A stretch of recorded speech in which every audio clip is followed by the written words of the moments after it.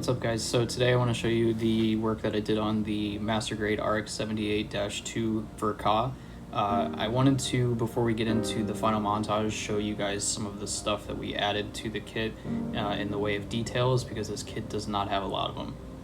So we used a BMC chisel and the High-Q guide tape that we purchased from New Type HQ. This video is not sponsored by them, but I did want to give them a shout out. So on the arm, we added this panel line just to clear up some of that blank space.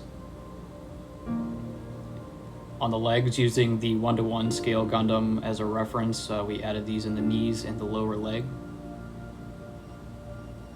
On the thighs, we added these square panels and then gave them an accent color. And you can see the work that we did on the knee a little bit better there as well. On the shield, there was no panel lines at all, so we broke all that empty space up with some panel lines.